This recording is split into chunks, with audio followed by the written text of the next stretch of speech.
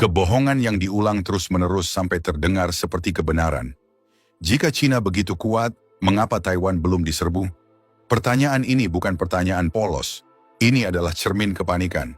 Karena jika jawabannya bukan tidak mampu, maka dunia harus mengakui sesuatu yang jauh lebih menakutkan. Cina mampu, tapi memilih untuk menunggu. Dan menunggu, bagi kekuatan besar, seringkali lebih mematikan daripada menyerang. Taiwan hari ini disebut sebagai titik nyala paling berbahaya di dunia. Sebuah pulau kecil, bahkan lebih kecil dari Luzon, namun diperlakukan seolah nasib seluruh planet bergantung padanya. Bukan karena pulau itu istimewa secara geografis, tetapi karena di sanalah kepentingan Cina, Amerika, Jepang dan ekonomi global saling bertabrakan tanpa rem. Ini bukan sekadar soal kedaulatan, bukan hanya soal sejarah atau identitas. Ini soal siapa yang mengendalikan teknologi, jalur dagang, industri semikonduktor, dan keseimbangan kekuasaan dunia dalam beberapa dekade ke depan. Taiwan hanyalah panggung, aktor utamanya jauh lebih besar. Di peta, Taiwan tampak seperti sasaran empuk. Jaraknya hanya sekitar 130 km dari daratan Cina. Tapi bagi perencana militer, 130 km lautan terbuka adalah mimpi buruk. Tidak ada perlindungan, tidak ada tempat bersembunyi. Hanya ombak, baja, radar, dan satelit yang mengawasi tanpa berkedip. Cina memahami satu fakta mendasar yang sering diabaikan oleh komentator perang dari balik meja studio. Anda tidak bisa berjalan kaki ke Taiwan. Anda harus menyeberang laut. Dan dalam peperangan modern, laut bukan sekadar air. Laut adalah ukuran risiko, exposure, dan potensi kehancuran total. Invasi amfibi adalah operasi militer paling sulit di dunia. Tidak ada perdebatan serius soal ini. Bahkan Amerika, negara dengan pengalaman perang global paling luas, mengakui bahwa menyerang dari laut adalah mimpi buruk logistik. Namun anehnya, narasi publik tetap berbicara, seolah Cina tinggal menekan tombol dan semuanya selesai dalam hitungan hari. Ini bukan analisis, ini fantasi. Jumlah tentara tidak otomatis berarti kekuatan. 1 juta prajurit tidak ada artinya jika kapal yang membawa mereka tenggelam. 1 kesalahan, 1 celah pertahanan udara, 1 serangan presisi, dan ratusan hingga ribuan nyawa hilang dalam hitungan menit. Tidak ada tempat mundur, tidak ada jalur evakuasi cepat. Selat Taiwan sendiri bukan perairan ramah. Dari Juni hingga Oktober, musim topan mengguncang wilayah ini. Dari November hingga Februari, cuaca menjadi tidak stabil dan sulit diprediksi. Artinya, jendela waktu ideal untuk invasi hanya beberapa bulan dalam setahun. Ketika jendela itu sempit, satu hal pasti hilang. Kejutan.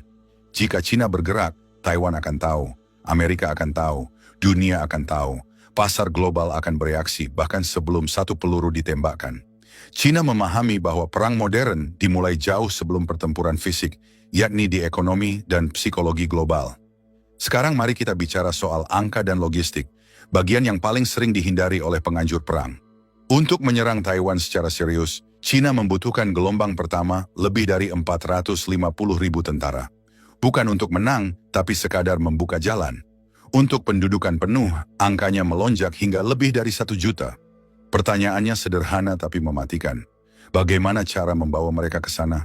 Angkatan Laut Cina memang besar dan berkembang pesat, tapi ini bukan pasukan invasi amfibi raksasa. Jumlah kapal pendarat terbatas.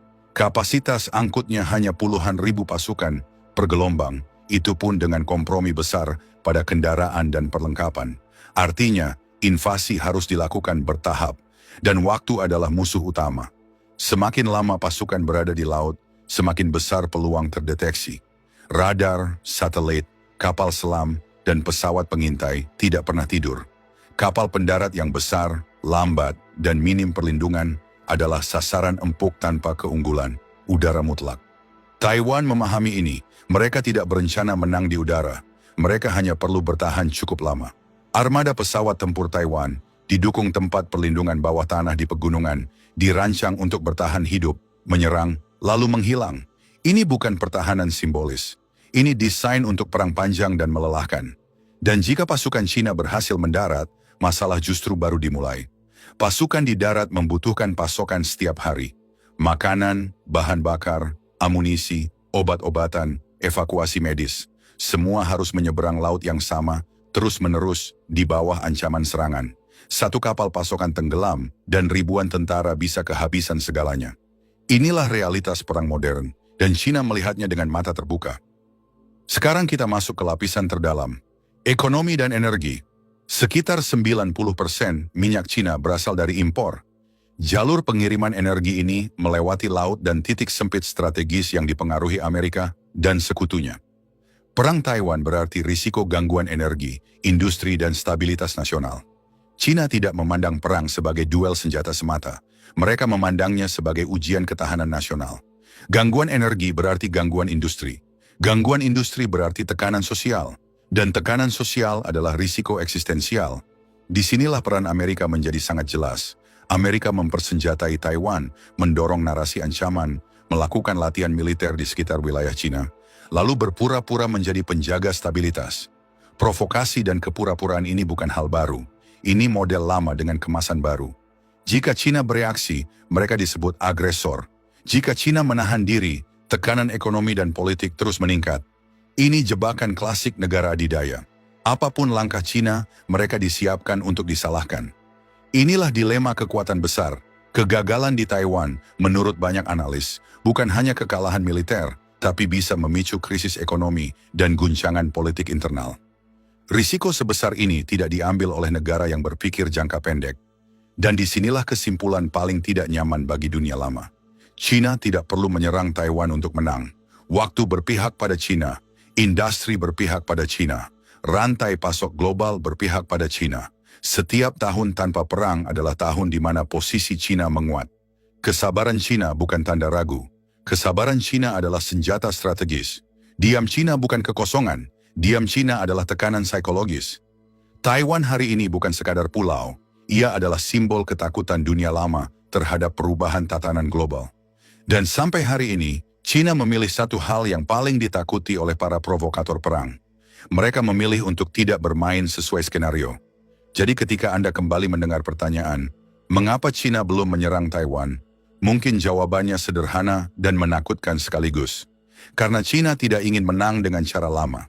Dan dalam dunia yang panik dan impulsif, kekuatan terbesar justru dimiliki oleh mereka yang mampu menunggu.